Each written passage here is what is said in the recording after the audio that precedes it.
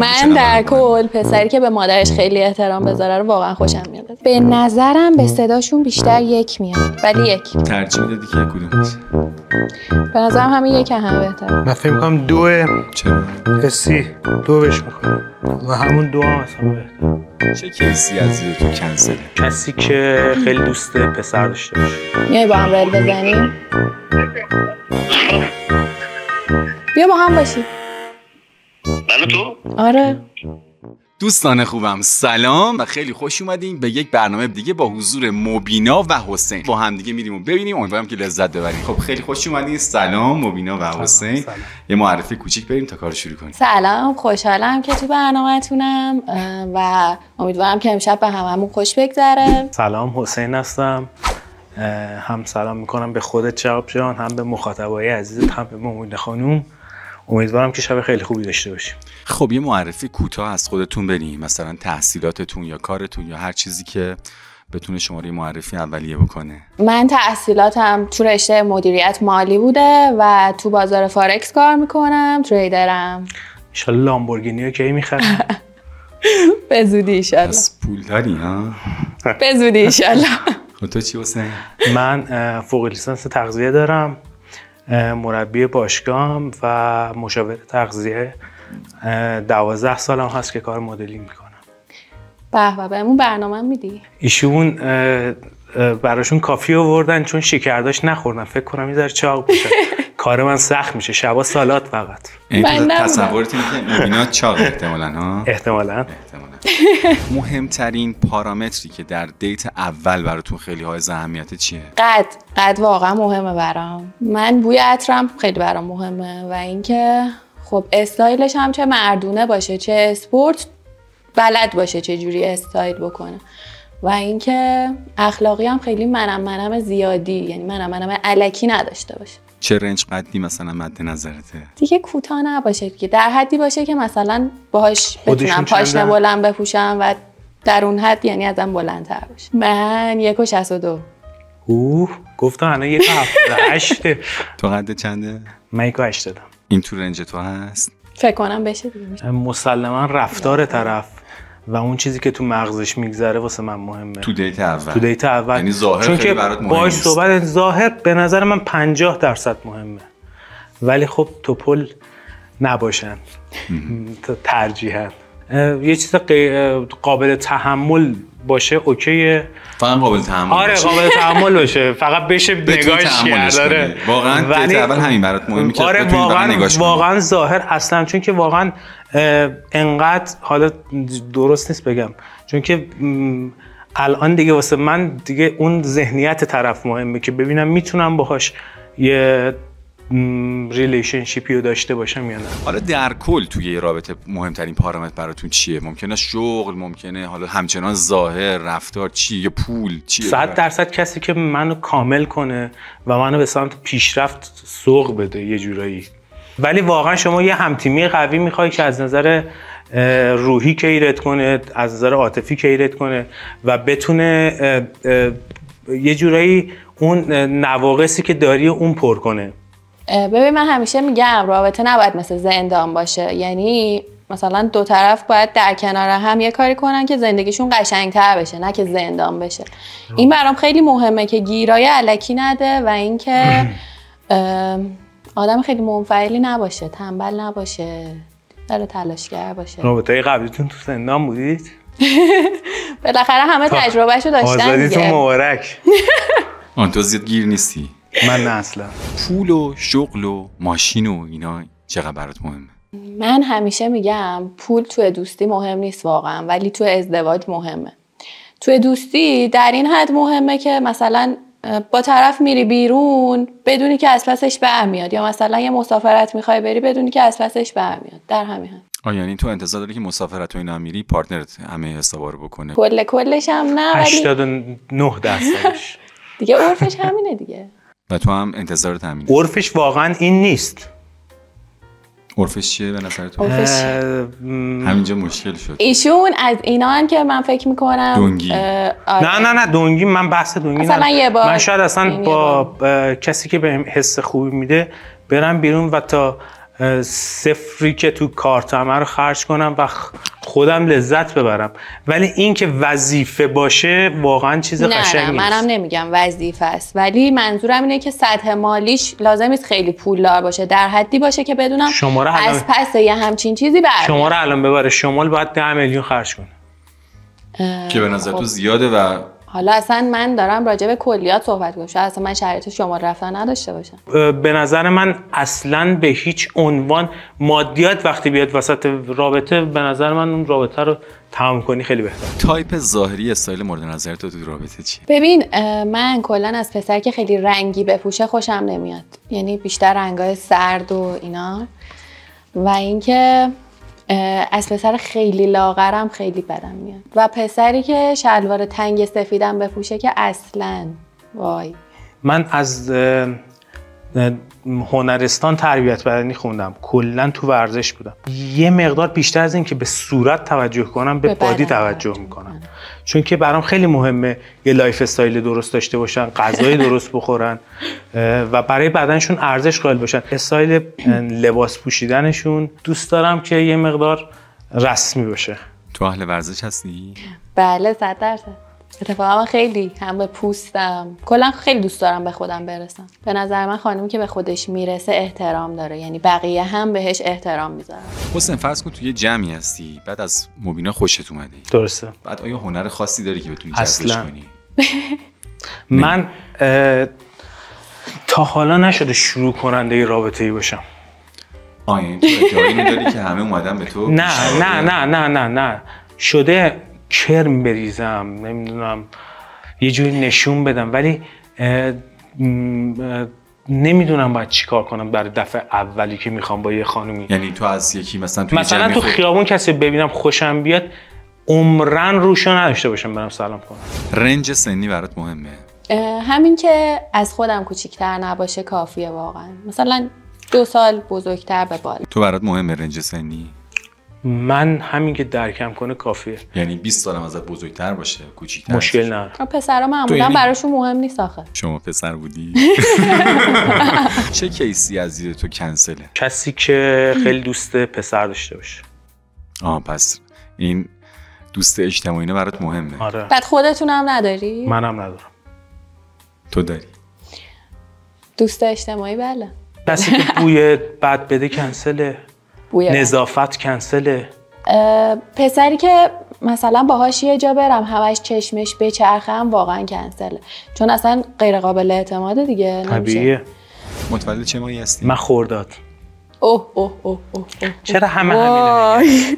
آره اخلاق بد. من حالا زیاد به این چیزا مسلما ما اون تایمی که به دنیا اومدیم با توجه به انرژی که توی کائنات بوده ما یه سری اخلاقات داریم، ولی هیچ ربطی به خرداد و این چیزا نداره. این تو اصلا اعتقادی به این قضیه نداری که متولد یه ماه خاصی یه سری ویژگی‌های خاص داره؟ ولی من متاسفانه مثلا صبح حالم خیلی خوبه، بعد از ظهر اصلا حالم خوبه. یعنی مودی بودنشون قبول میکنم. متولد چه ماهی هستی؟ من تیرم. تیر ماهیا کلا همه به لجبازی و احساساتی بودن زیاد میشه، ولی بهترین دوستای من تیر ماهی بودن. بهترین اخلاقم اینه که خیلی سازگارم، یعنی قرده میزنم خودم رو سعی میکنم با شرایط وقف بدم، حالا هر چی کس. اینکه یه شخصیت حمایتگر دارم که دوست داره طرفی که باهاشه پیشرفت کنه. بدترین اخلاقتون چیه؟ بدترین اخلاق من اینه که خیلی زود رنجم، یعنی ممکنه یه مسئله اصلا به چشم نیاده ولی منو ناراحت کنه. وقتی که میرم تو رابطه یه جورایی، حالا این سرچشمه میگیره از رابطه خانواده‌ای که داشتم، خیلی بهم توجه کردم، بعد یه ذره میبینم توجه طرف نسبت بهم کم، کاملا اصلا میریزم به هم. بهترین و بدترین عادتت چیه؟ بهترین عادتم اینه که خیلی به خودم میرسم، خیلی بدخوابم. یعنی چی؟ یعنی خور میکنی؟ کسی پلون بخوابه نمیتونم بخوابم. خب سخت شد. میرم رو مبل دیگه. خیلی باید فضا تاریک باشه، موزیک بذارم، نمیدونم، به زور خوابم میبره.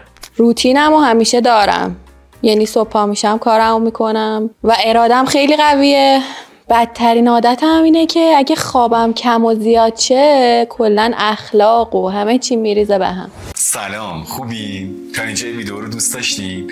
باید بدونی که گرفتن این ویدیوها زحمت خیلی زیادی داشته و شما با لایکتون و اگه که کامنت هم بذارین حمایت خیلی زیادی میکنین و باعث میشه که ویدیوهای من بیشتر تو الگوریتم یوتیوب بره. برین و ادامه ویدیو رو ببینین. متشکرم، مرسی. درونگرایی یا تو که برونگرایی؟ خیلی معلومه. آره خیلی معلومه. من خیلی برونگرام بله، ولی خب یه تایمایی هم درونگرام. پارتنرت هم دوست داری درونگرا باشه یا برونگرا؟ قطعا برونگرا. یعنی دوست داری با همه بجوشه و فلان و اینا؟ حالا نه با همه ولی بجوشه. تو ولی درونگرایی به ظاهر. مشخصه؟ اینقدر معلومه؟ نه ببین، من درونگرا هستم، تنهایی من خیلی دوست دارم، ولی نه از اون تنهایی که تنها باشم مثلا یه هفته 2 هفته. دوست دارم تو اتاق خودم تنها باشم، در رو که وا میکنم خانواده‌ام باشم. حالا عاشق شدی؟ نه. تو شدی؟ مگه میشه آدم تا حالا عاشق نشده باشه؟ سن پایین فکر میکنی عشقه، ولی عشق نیست. تعریفت از عشق چیه که میگی اون نبوده؟ اگر بخواد بمیرم بمیرم. عشق چیز خیلی وحشتناک بزرگه، نمیتونی رو هر رابطه اسم عشقو بذاری. من میدونم که عشقو تجربه نکردم. تو؟ من کردم. چه پوینت منفی. پوینت منفی؟ آره. آخرین رابطه‌ام که تموم شده. هنوزم عاشقید؟ خیر. مگه میشه؟ وا چرا نشه؟ یعنی عشق به نفرت تبدیل شد؟ نه ببین، به نفرت تبدیل چه بازم یه حسه. شاید به بی‌حسی تبدیل خیلی منطقی تمام کردی با عشقت؟ منطقی ممکنه تمام نشده باشه ولی خب به بی‌حسی تبدیل شده باشه. اوکی، ولی خب حس میکنم که کسی که عاشق شده یعنی اون پسری که براش تکمیل بوده رو پیدا کرده و تو رو هی مقایسه میکنه. تو رابطه دنبال چی هستی؟ فرض کن که مثلا تو پارتنرت به تو بگه که من قصد ازدواج به تو هستم و اول بگی ندارم، آیا این رابطه رو استارت من می‌کنی؟ احتمالاً این حرفو بزنم به همه کسی. میدونی ازدواج مهم نیست، ولی من از رابطه های الکی و اینجوری خیلی بدم میاد. ترجیح میدم مثلا یه رابطه طولانی و آینده دار باشه. حالا نه ازدواجا، ولی الکی نباشه دیگه. من یه رابطه دقیقاً حرفی که خانم میزنه رو تایید میکنم. یه رابطه میخوام که بدونم هست طرف و روش بتونم حساب کنم. کی پارتنرتون رو به خانواده معرفی میکنی؟ ازش مطمئن باشم از هر نظر. دقیقاً. شما وقتی کسی به خانوادت معرفی میکنی نمیتونی 2 هفته دیگه یکی دیگر رو معرفی کنی. تو نظر خانواده برات مهمه؟ خیلی 100% خانواده اولین رکن زندگی من. یعنی اگه مثلا خانواده بگه من مادرت به طور 100% یه چیز میدونه که میگه نه. بگه اگه با این کات کن تو کات میکنی. بله. تو چی نظر خانواده؟ من در کل پسری که به مادرش خیلی احترام بذاره رو واقعا خوشم میاد. مادرم هم میذارم رو سرم. واقعا اصلا از مادر، عشق به مادر واقعا یه عشقیه که شما اون عشقه. تا حالا دیت بد داشتین؟ 100%. ولی سعی کردم به روی طرفم نیارم تا دیت تموم شه. یعنی مثلا چه جوری بوده؟ ظاهرش اونی نبوده که تو قبلا مثلا عکسشو تو اینستا دیدی؟ نه ظاهری به مشکل نخوردم تا حالا، اخلاقی به مشکل خوردم. من معمولا مثلا تو سوشال مدیا و اینا خیلی با کسی اوکی نمیشم که بخوام دیت با یه غریبه اینجوری بذارم. سر همین نه نداشتم تا حالا. چه سوالی ازت بپرسه خیلی ناراحت میشی؟ سوال نه، ولی مثلا بخوام باهاش یه جا برم بهم بگه که خوب باشی یا خوب رفتار کنی یا فلان کارو بکنی یا این، یعنی قشنگ داره توهین میکنه به نظر من. مثلا شروع کنه از خوبیای یه پسر دیگه جلو من تعریف. تو خیلی به نظر غیرتی خیلی حسودم. خیلی حسودی. خب اون موقع که داشتیم راجع به اخلاق بدت میگفتی من همه چی ردیفم. خب حسود بودن خیلی بد نیست. ردیف. بزرگترین ترس تو رابطه چیه؟ خیانت. تو یعنی خیانت ببینی نمیبخشی؟ نه. تحت هیچ شرایطی؟ تا حالا بخشیدم ولی از الان به بعد حس می‌کنم آره 100%. انقدر بالغ شدم که دیگه نه واقعا نمیبخشم. تو خیانت دیدی؟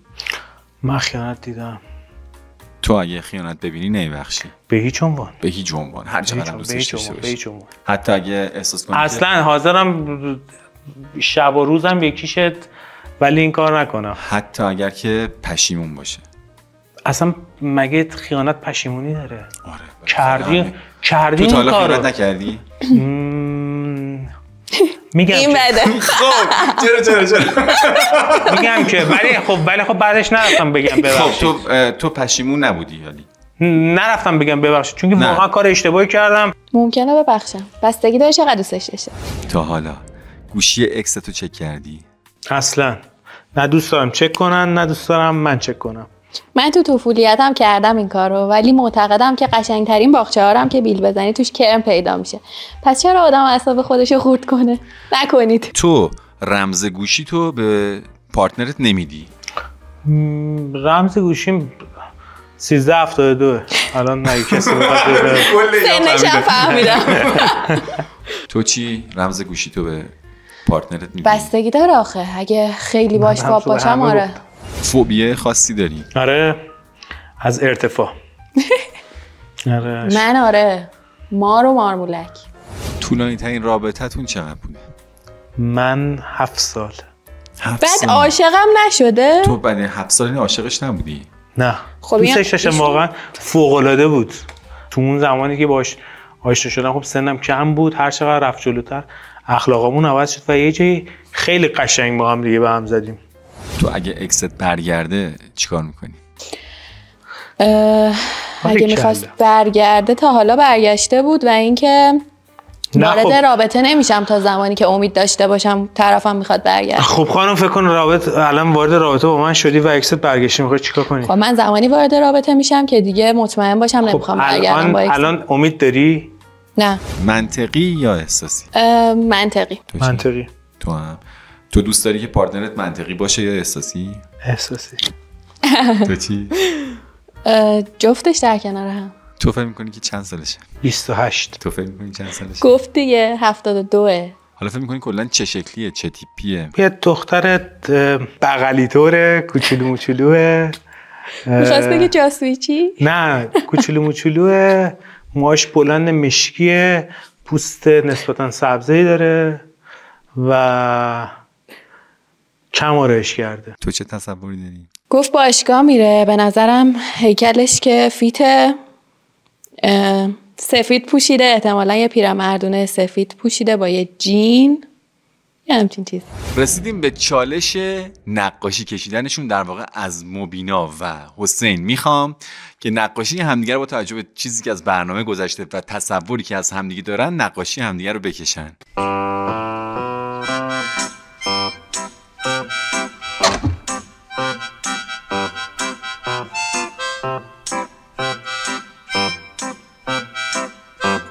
با شمارش 1 2 3 من برمیگردیم تا نقاشیاتون رو ببینیم. بریم.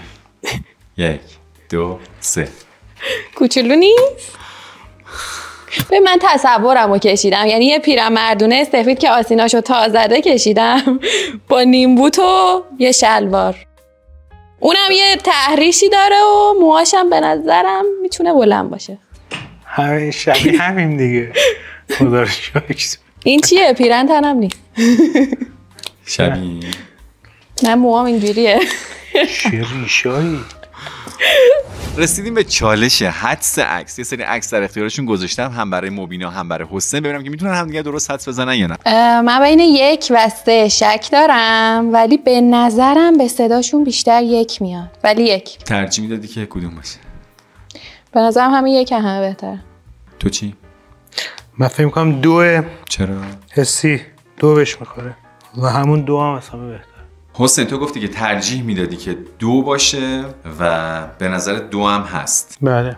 مبینا تو میگفتی که ترجیح میدادم 1 باشه و 1 هم هست. بله. خب من کاملا داستانو گرفتم چی شد.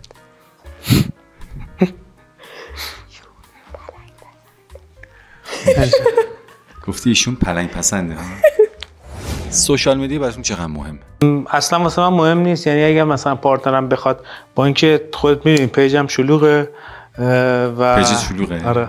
یعنی شلوغه یعنی مثلا پر دختر، منظورت اینه؟ نه آره دیگه، هم 13 14 کا فالوور دارم، بالاخره برای یه دختر اذیت کننده میشه دیگه. برای تو اذیت کننده میشه؟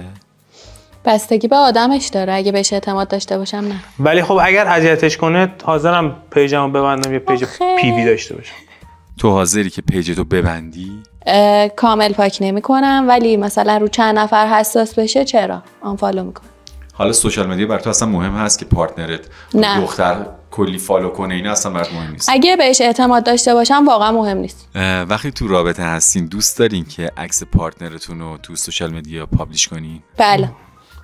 میکنی؟ بله. معمولا خانوما دوست دارم، ولی من به خاطر اینکه نه من که میگم پیجم پاک میکنم. نه حس میکنم که خیلی ها برن چرت و پرت بگن بخوان رابطه رو هم بزنن. یعنی بیان به طرف پی ام بدن که فلانی اینجوریه. آره مثلا خب طرف اگه اوکی باشه یعنی اصلا گوش نمیده به اون حرفا. خب همه شعور شما رو ندارن. خط قرمز تو رابطه چیه؟ خیانت، دروغ. هر چیزی از یه دروغ شروع میشه. یعنی کسی که بتونه دروغ بگه و یعنی دزد محسوب میشه. حتی به نظر من کسی که دروغ میگه، یعنی اینکه شما حقیقت رو بدونی از شما دزدیده. تو چی؟ خیانت که برای همه هست. به نظرم احترامه. کسی که احترام نذاره واقعا 100% کنسل. به غیر از کافه و رستوران دوست دارین که با پارتنرتون وقتتون چجوری بگذرونید؟ من حتی مگه اون دختری که واقعا میگم و پیدا کنم باهاش بشینم لب امام علی چای بخورم هم بهم خوش میگذره. دوباره آخه یعنی راه باهاش برم باهم خوش میگذره. اصلا نمیدونم، یعنی اصلا برام فرق نداره کجا. لوکیشنش مهم نیست، همین که در کنار فقط باشه کنارم باشه. من بستگی به مود اون لحظه هم داره. یه سری تایما آره دوست دارم بشینم کنار خیابون چای بخورم، یه سری تایما نه دوست دارم توی یه جمعی یه کمپی چیزی باشم دورم شلوغ باشه. به طور کل ترجیح میدین که توی یه محیط پرایوت باشین یا نه؟ کلا هم بغل هم دیگه قشنگه. هم پرایوتمون رو داشته باشیم هم پابلیکمون. اهل کنسرت و سینما و هستین تئاتر و اینه که با هم بریم؟ بله دوست داریم. کنسرت تو ایران دوست ندارم برم، ولی تئاتر خیلی دوست دارم. کنسرت ایرانی هم دوست دارم، چون که من آهنگاشونو بلد نیستم خانم. خب رسیدیم به چالش تلفن. اینجا حسین و مبینا به دوست جنس مخالفشون زنگ میزنن و در واقع میخوان که بهش بگم مثلا که من الان بهت علاقمند شدم یا مثلا دوست دارم که با تو رابطه‌مو جدی‌تر کنم. میخوایم که ریاکشن این تلفن‌ها رو ببینیم.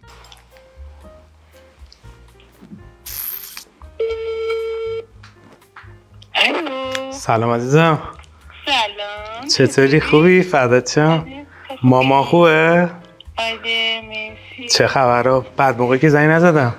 خیر. میخواستم این مسئله خیلی مهمی بهت بگم. جان. این یه چند وقت داشتم فکر میکردم دوست داشتم یه مقدار با هم دیگه نزدیک‌تر شیم، یه مقدار با هم دیگه دوستیمون رو بیشتر کنیم. میخواستم ببینم تو اوکی یا نه. چی؟ حالا بذار الان تو خونم نشستیم با بچه. نه میخوام ببینم آره یا نه. فقط نظرتو بدونم. حالا بعدا نه بیشتر همونی صحبت میکنیم. حالا با هم صحبت میکنیم. بذار. خب آره یا نه؟ همین. نمیدونم. باشه. آره. باشه هستم. کاری نره فعلا. نه. خداحافظ. فکر کنم حسین خیلی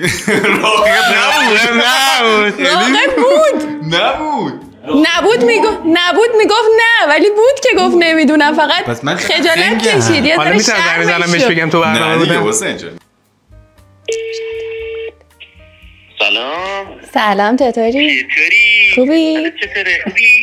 مرسی تو خوبی؟ خبر جوجه مثلا میتونی صحبت کنی؟ آره عزیز دلم. ببین یه بحث جدی میخوام بکنم.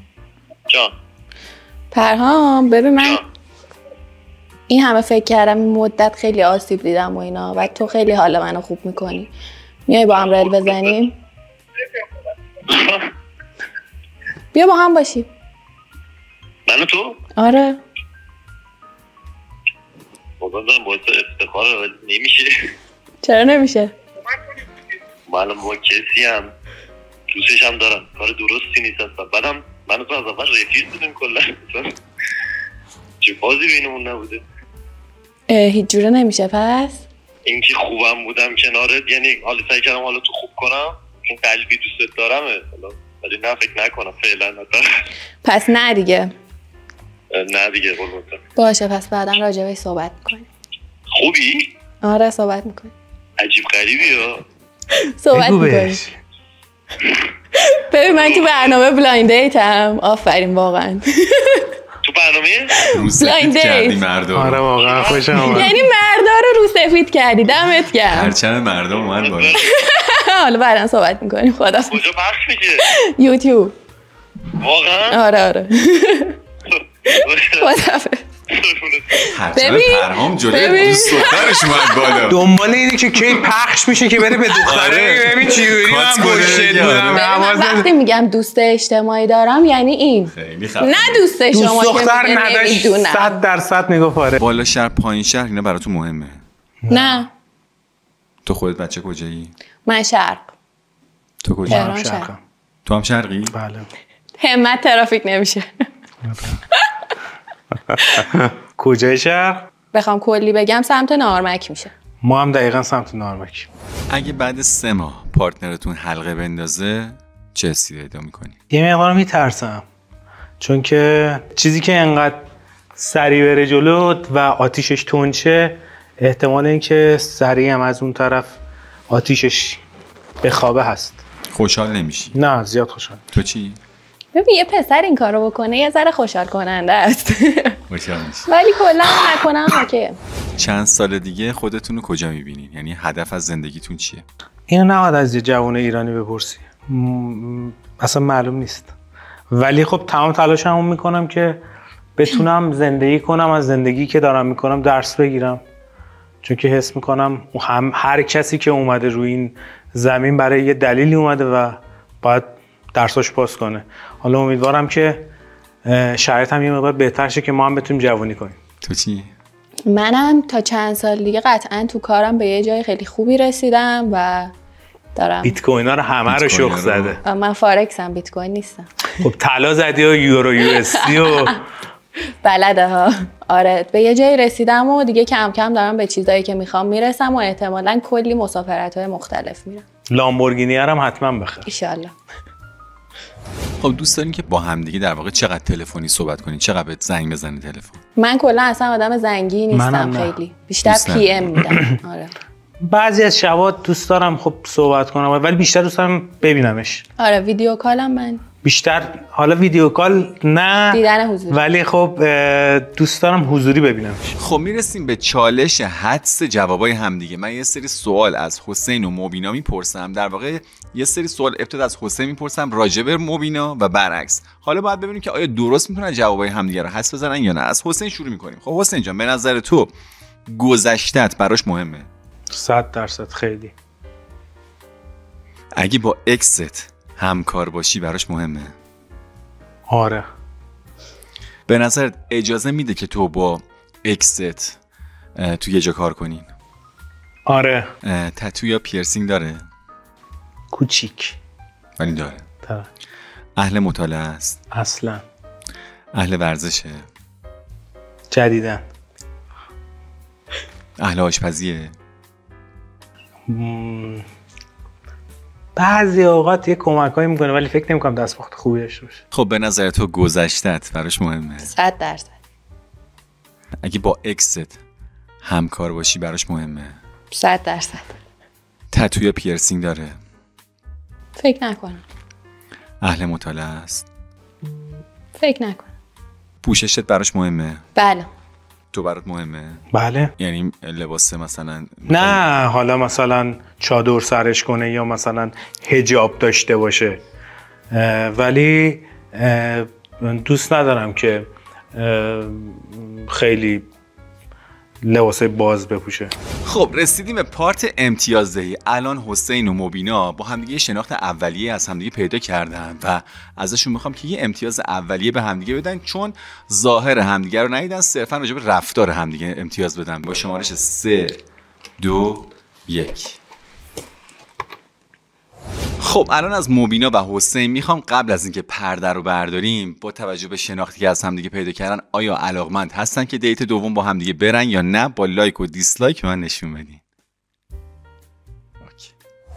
رسیدیم به جذاب ترین قسمت برنامه، جایی که دیگه پرده رو برداشتیم و الان با شمارش 3 2 1 من حسین و مبینا همدیگه رو میبینن و ببینیم که ریاکشنشون چیه. 3 2 1. دیدی درست دارم. ولی من کاملا اشتباه زدم. پلنگ پسند بود دیدی؟ نه خدای پلنگ نبودون. خوب شما؟ خیلی ممنون شما. خب حالا ازتون میخوام که امتیازایی که به هم دیگه دادین رو برگردونید ببینین که چه امتیازی به هم دادین. 8 داد. نشون بدم؟ دادم دیگه. من 8 دادم به شما. بله شما 8 دادیم. شما 6 دادی. بله. چرا؟ خب چون حس میکردم به هم نمیخوریم دیگه. به خاطر این. ناراحت شدم. نه دارم گوش میدم. همین. یه نه به خاطر اینکه خیلی رفیق داره، رفیق پسر داره. با من کی همچین حرفی زدم اصلا؟ چون خیلی رفیق پسر داره. نه خب هیم تایید کرد دیگه، دارم ولی اینجوری نیست اونجوری نیست. و اینکه یه ذرم اولش نظرم در مورد اینکه خیلی واسهش چیزای مالی مهم بود. بابا من که چیزای مالی برام مهم بود. من که گفتم مهم نیست. دیت اولو حساب کنه. نه کلا نه اصلا پس دیت اول دوم نیست. تو مالی برات مهم بود؟ نه من گفتم برای دوستی مهم نیست. 6 خیلی کم بود، اصلا انتظار 6 نداشتم. خب نه من به خاطر این دادم که گفتم چون به هم نمیخوره. دلمو شکوندی دیگه. آخه تو انتظار چند داشتی از خودت؟ 10 فکر کنم. نه ولی قشنگ ناراحت شدم. همون 8. آره 6 خیلی کم بود واسه اسم من. من به خاطر اینکه گفتم خب به هم نمیخوریم به یه سری دلایل. تو داری به من نمره میدی نه اینکه به هم میخوریم یا نه؟ نه دیگه همه چی با همه. نه ولی خب نظرشون محترمه دیگه. خب به امتیازدهی نهایی برنامه میرسیم دیگه. همدیگه رو دیدن، کامل با همدیگه آشنایی پیدا کردن. ببینیم که امتیاز نهایی که به همدیگه میدن چه امتیازی. 3 2 1. به قسمت انتهایی برنامه رسیدیم، جایی که باید حسین و مبینا با لایک و دیسلایکشون به ما بگن که آیا علاقمند هستن که دیت دوم برن یا خیر. خب با شمارش 3 2 1 من آیا علاقمند هستین که با هم دیگه دیت دوم برین یا نه؟ 3 2 1. خب این ویدیو به پایان رسید. امیدوارم که لذت برده باشین. شما یادتون نره که ویدیوهای من رو لایک کنین و لطفاً کامنت بذارین، سابسکرایب هم بکنین که از ویدیوهای آینده کانال من هم باخبر باشین. خیلی مواظب خودتون باشین و خدا نگهدار.